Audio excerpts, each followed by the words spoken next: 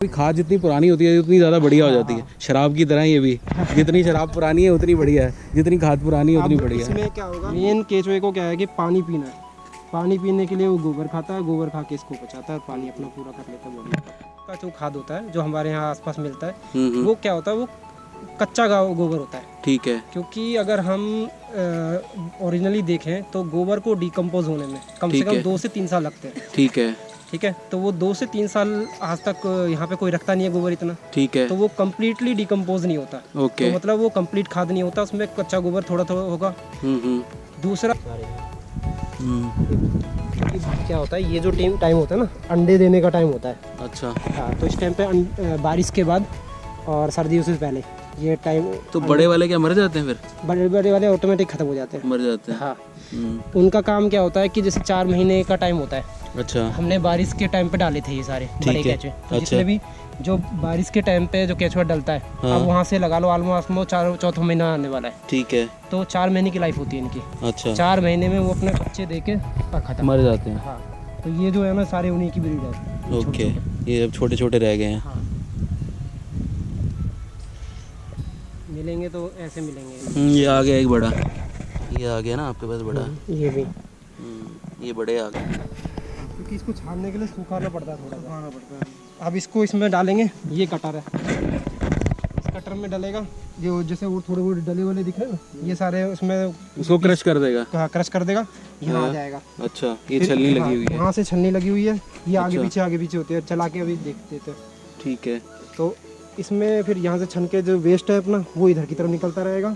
और जो प्योर जो चना हुआ माल है वो इधर की तरफ निकलता रहेगा। ओके। हाँ, ये वाला वेस्ट आप बता दें इसका।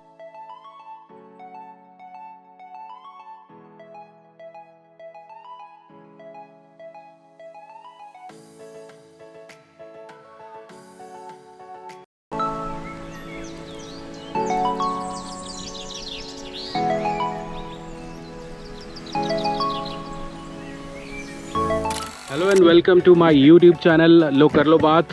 तो जनरली आप मेरे चैनल पे देखते हैं गार्डनिंग से रिलेटेड वीडियो, जिसमें आपको मैं लेके जाता हूँ नर्सरी के टूर पे और प्लांट्स की रीपॉटिंग कैसे करते हैं तो वो बताता हूँ। बट आज कुछ एक डिफरेंट जगह पे आया हूँ। आज मैं आया हूँ एक ऐसे फार्म पे जहाँ पे वर्मी कंपोस्ट की प्रोडक्शन होती है। और आपको लगता है, आपको ऐसा पता चलता होगा कि वर्मी कंपोस्ट जो है एक बेस्ट मैन्योर है फॉर द प्लांट्स। करेक्ट। तो आज मेरे साथ हैं मनोज जी जो इस फार्म को चलाते हैं। तो मनोज जी, आपका बहुत बहुत स्वागत है मेरे यूट्यूब चैनल पे। नमस्कार सर। नमस्कार जी। तो मनोज जी, आप मेरे को ये बताइए जो वर्मी कंपोस्ट बनाने का प्रोसेस क्या है, कैसे वर्मी कंपोस्ट आप यहाँ पे बनाते हो? तो सर, सबसे पहले मैं आपका स्वागत करता हूँ जैत एग्रो फार्म फरीदाबाद में। तो मैं आपको प्रोसेस बताता हूँ। तो आप ये सामने देख रहे होंगे, ये इनको हम बेड्स बोलते हैं। ठीक है। तो ये एक बेड इस तरीके से क्रिएट होता है। ठीक है। चारों तरफ हम ईंट लगाते हैं। अच्छा। और इसके अंदर फर्स्ट हम क्या करते हैं, एक पन्नी बिछाते हैं नीचे। ठीक है। तो पन्नी बिछा के उसके ऊपर हम गोबर डालते हैं। हाँ। और गोबर डालने के बाद हम इसके ऊपर केचुआ छोड़ते हैं। ठीक है। जो एसिना फेटिडा नाम से ब्रीड होती है हमारी। ठीक है। वो हम इस केचुए को छोड़ते हैं और फिर उसको ढक देते हैं। यह आप यहाँ देखेंगे। ठीक है। ये धान की पराली है। ठीक है। तो ये इसको हमने ऐसे कवर किया हुआ। ठीक है। कवर इसलिए किया होता है क्योंकि केचुए को अंधेरा मॉइस्चर देना होता है। ठीक है। तो ये जो ढकने का यही मकसद होता है हमारा कि इसको हम एक तो अंधेरा प्रोवाइड कर दें और दूसरा इसको ढक के रखें तो उसमें मॉइस्चर बना रहेगा गोबर के अंदर। तो इस तरीके से ढकने के बाद फिर हम इसके ऊपर पानी छिड़क देते हैं। ठीक है। तो इसके अंदर गर्मियों में ठंडक हो जाती है। अच्छा। और जैसे सर्दियों का जो टाइम होता है, उसमें ये पराली क्या होता है कि इसको गर्म रखता है अंदर से। ठीक है। क्योंकि हमारे यहाँ टेम्परेचर मेंटेन रखता है बेसिकली इसका, जो केचुए की ग्रोथ के लिए ठीक है। बिल्कुल। ठीक है। तो बेसिकली उसको टेम्परेचर चाहिए होता है, वो 5 डिग्री से लेके और 42 डिग्री तक वो सर्वाइव कर जाता है। तो हमें वो उसके बीच का टेम्परेचर मेंटेन करना है। ठीक है। तो इसलिए हम इसको धान की पराली से ढकते हैं। ठीक है। फिर उसके बाद 30 दिन या 35 दिन के बाद हमारी क्या होगी, फर्स्ट लेयर ऊपर से बन के रेडी हो जाएगी। ठीक है। क्योंकि केचुआ क्या होता है, ऊपर से खाता है और नीचे की तरफ चलता है। ठीक है। तो हम इस धान की पराली को हटाते हैं। ठीक है। हटाने के बाद ये ऊपर हमारे पास एक कुरेदा होता है। ठीक है। जिससे हम ऊपर से इसको थोड़ा सा कुरेद देते हैं। कुरेदने के बाद उस लेयर को हम इकट्ठा कर लेते हैं। ठीक है। फिर इकट्ठा करके हम अपने जहाँ पे हमारी मशीन लगी हुई है छानने की, ठीक है, हम इसको स्टोर कर लेते हैं। हाँ। और फिर अपनी मशीन से छान के और उसको हम पैक कर देते हैं। तो चलो शुरू से देखते हैं कि प्रोसेस कैसा है, कैसे बेड बनता है, फिर उसके ऊपर आप कैसे डालते हैं। तो चलो चलते हैं, आज देखते हैं। तो चलिए चलते हैं।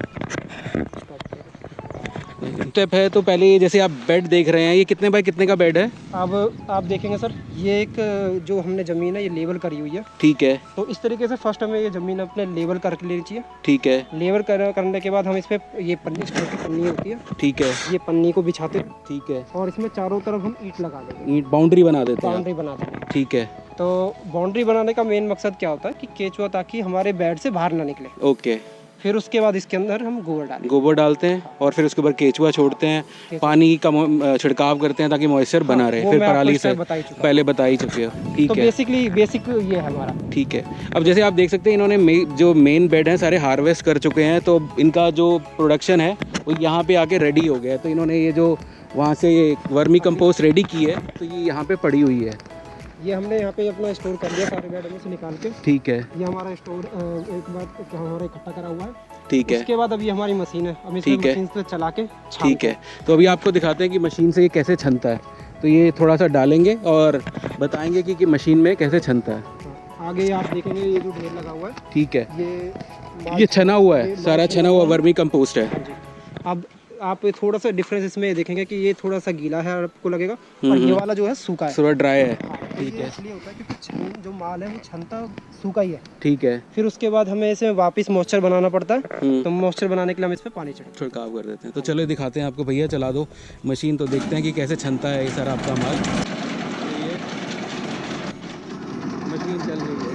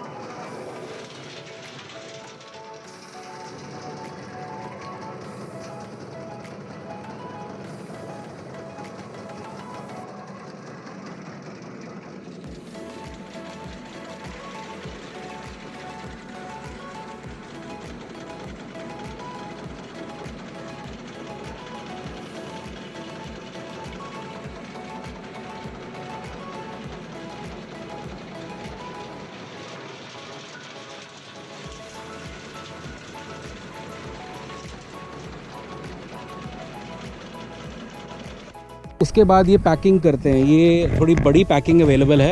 ये 50 kg का पैक है ना? हाँ जी, ये हमारा 50 kg का पैक है। अच्छा, तो ये 50 kg के पैकिंग में ये पूरा वर्मी कंपोस्ट डाल दिया गया है इन्होंने। तो इनके पास कोई बल्क ऑर्डर आया था, ये बल्क ऑर्डर भी सप्लाई करते हैं। इसके अलावा अगर रिटेल में किसी को चाहिए 1 किलो का पैक है, हमारे पास 1 kg की पैकिंग है और 3 kg की पैकिंग। 3 kg की पैक है, तो वो आप कोरियर करवा देते हैं। आप पूरे ऑल इंडिया में कहीं भी जहाँ मंगाना चाहें हम भेज देते हैं। Courier charges extra. ठीक है। तो 1 kg की पैकिंग का क्या प्राइस है? हमारे पास जो 1 kg की पैकिंग है वो 25 रुपये है। अच्छा। और जो 3 kg की पैकिंग है वो 70 रुपीज़। 70 रुपीज़ है। तो ठीक है, तो आप चाहें तो मंगवा सकते हैं जैसी आपकी पैकिंग की नीड है। अगर 1 kg वाली चाहिए तो 1 kg मंगवा सकते हैं, 3 kg चाहिए तो आप 3 kg मंगवा सकते हैं ऑल ओवर इंडिया। कंपोस्ट के क्या क्या फ़ायदे हैं? अगर आप सिर्फ गोबर खाद यूज़ करते हैं, अगर उसकी बजाय आप वर्मी कंपोस्ट यूज़ करते हैं, तो उसके क्या क्या फ़ायदे हैं? तो बेसिकली मैं देखो ज़्यादा आपको डीप नहीं बताऊंगा। आजकल सभी लोग पढ़े लिखे हैं, सबको इंटरनेट चलाना आता है। तो आप बेसिकली अगर आप इंटरनेट पे गूगल पे सर्च करेंगे तो आपको नॉर्मल जो हमारा गोबर का खाद होता है और जो केचुआ खाद है उनमें डिफरेंस पता चल जाए। अच्छा। फर्स्ट थिंग मैं ये कहना चाहता हूँ कि जो गोबर का जो खाद होता है जो हमारे यहाँ आसपास मिलता है वो क्या होता है, वो कच्चा गोबर होता है। ठीक है। क्योंकि अगर हम ओरिजिनली देखें तो गोबर को डिकम्पोज होने में कम से कम 2 से 3 साल लगते हैं। ठीक है। ठीक है, तो वो 2 से 3 साल आज तक यहाँ पे कोई रखता नहीं है गोबर इतना। ठीक है। तो वो कम्प्लीटली डिकम्पोज नहीं होता। ओके। तो मतलब वो कंप्लीट खाद नहीं होता, उसमें कच्चा गोबर थोड़ा थोड़ा होगा।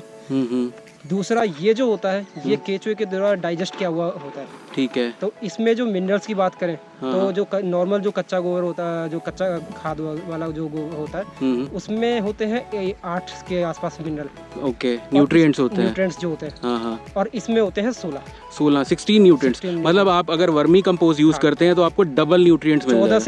14 से 16 जो एसेंशियल न्यूट्रिएंट्स होते हैं प्लांट्स के लिए, तो बहुत बढ़िया है। तो जो भी इसी में पाए जाते हैं। ओके, तो जो भी टेरेस गार्डनिंग गार्डनिंग करते हैं या अपने जिन्होंने अपने घर पे पॉट्स रखे हुए हैं, तो बेस्ट वे है कि आप वर्मी कंपोस्ट यूज़ कीजिए और जितने भी केमिकल फर्टिलाइज़र हैं या मैन्योर्स हैं उनको यूज़ मत कीजिए।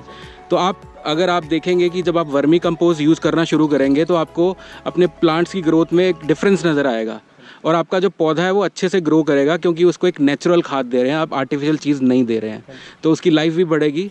कई बार ऐसा होता है कि अगर हम जो केमिकल वाली खाद देते हैं तो इतनी गर्म होती है, जो हीट होती है उसमें खाद में भी, तो पौधा ख़राब कर देती है, लेकिन इसमें ये प्रॉब्लम जल्दी नहीं आती है।